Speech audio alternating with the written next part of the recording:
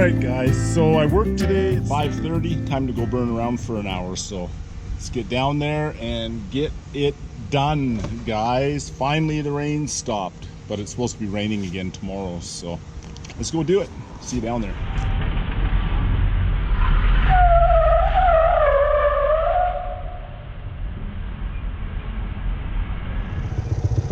Alright boys, slight crosswind, but let's get after it.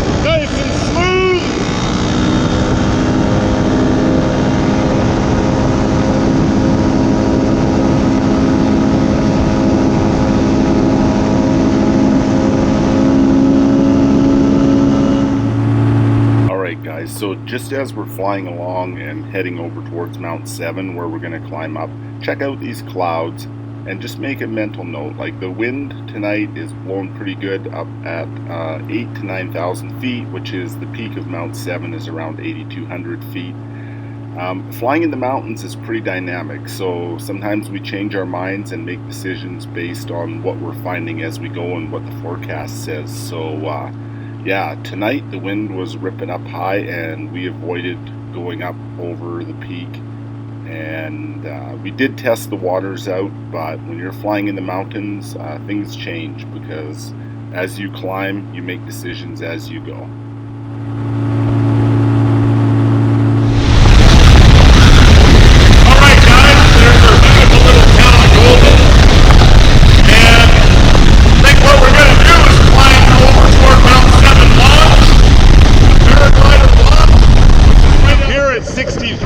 Feet, so roughly 4,000 feet, a little bit less above the airport. So we're going to take a burn up there. This gravel pit, we used to ridge soar this all the time, but I'm getting too old for that. It's got to be when a storm's coming usually and it's a strong south wind. Maybe we'll go down in there for a look. All right, we're going to grab some altitude.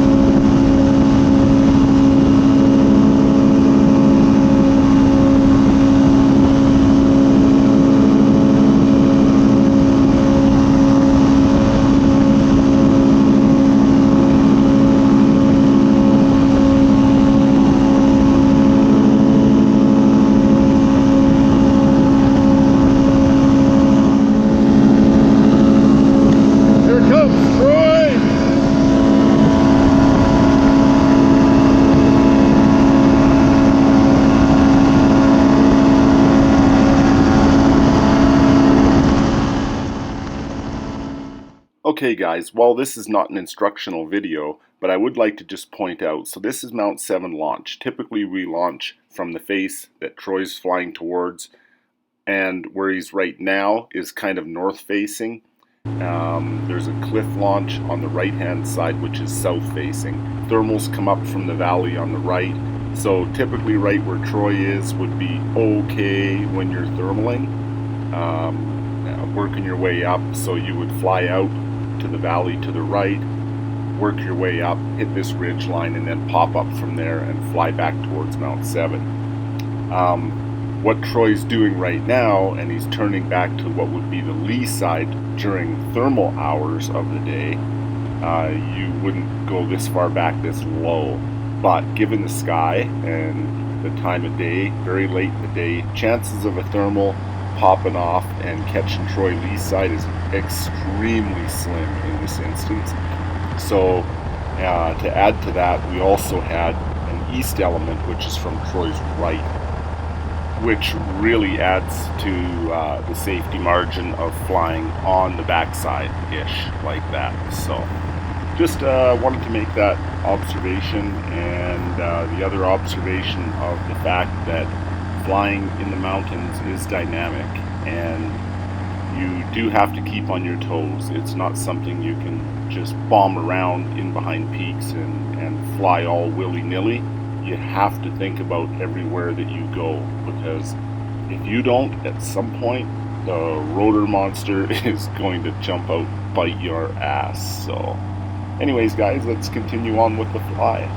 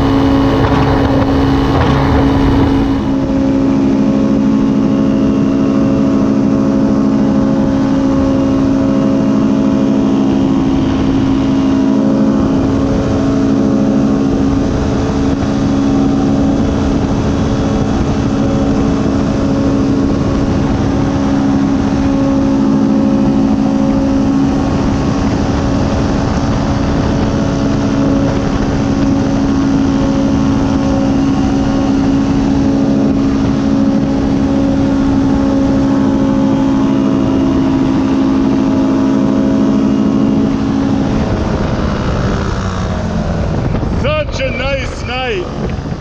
Woo-hoo-hoo-hoo. Gotta love it. No rough thermals and I'm above launch. That I like.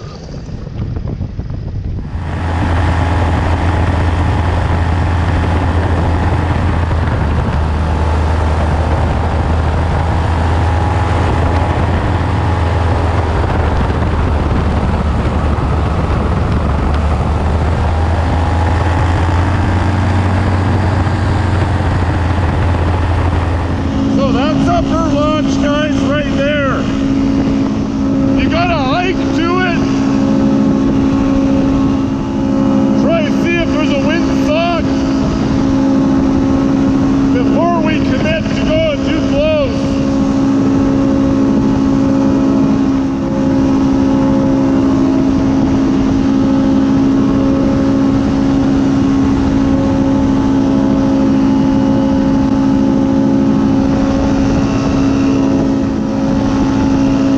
It's getting a little bit bumpy. We're getting really close to where it's supposed to be windy, so I'm not gonna go any higher. It's supposed to be ripping. We're at 8,000. 9,000 is supposed to be blowing like 15, 20 knots. So I have no reason to do that to myself. When we get a nice day when it's not ripping up high here, you look at these clouds, you can tell. So for now, we're gonna call that high enough, but that's a little look at kind of the stuff around Mount 7, little look at the middle launch. Beauty night.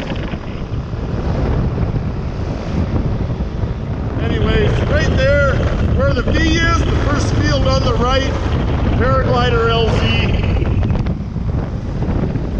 Gotta keep an eye out where Troy is. Yeah, we'll just kind of cruise along. He's playing by launch a little bit. I see him over there. Yeah, so that's the part of surviving in the mountains, is knowing when you can do things. And like going over an 8,000 foot peak with all these mountains surrounding and everything else, you got to use your brains. You can't just fly around like you can on a flat surface. This place is very dynamic. It's not a problem, but you have to manage it properly.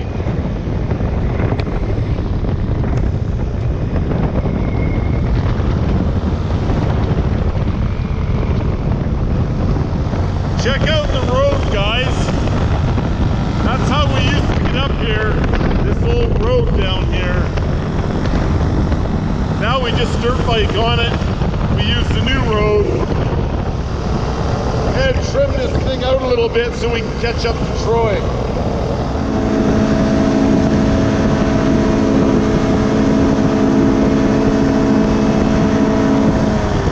Kicking Horse River. That whole section of highway gets rebuilt starting next year. It's all getting 4-lane. Some of the most expensive highway in Canada. Craziness. All right, let's catch Troy.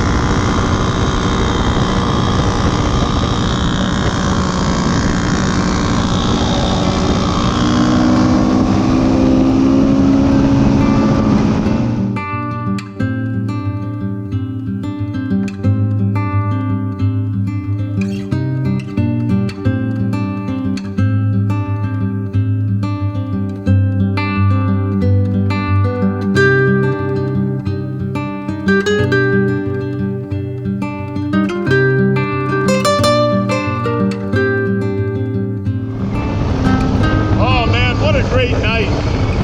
Gotta love those kind of nights, guys. Nice calm air down here anyway.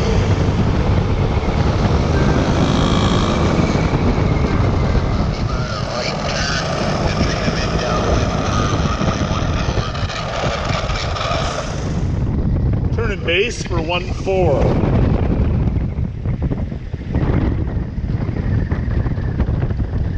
Columbia and the Kicking Horse, the confluence of the two rivers. Columbia runs right down into Oregon. Oregon or Washington? Oregon, I think.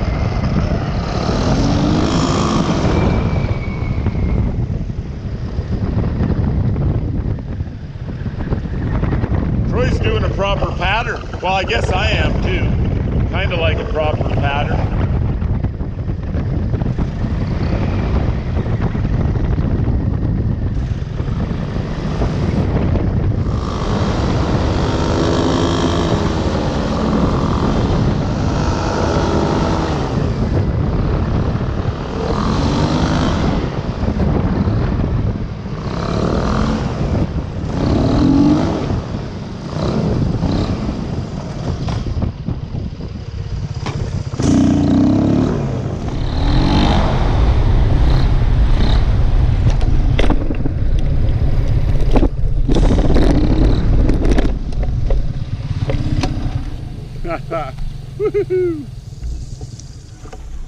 Yeah, gotta not mind that, boys. All right, guys, thanks for joining us on this one. Hope you guys enjoyed that little flight. And yeah, when we get so it's a little bit calmer up high, we'll go check out some more we'll get back in the mountains a little bit farther. It was blowing up high, so yeah. Catch you in the next one, guys. If you're new to the channel, subscribe and hit the like button, and we'll catch you in the next video. See ya. Hope you guys enjoyed the flight. Sorinar. It's not videoing right now. Here and say goodbye on my camera for a change. How's my hair? How's mine? Sexy bitch. Yes, my hair. What do you think, boys? How's that? Catch you in the next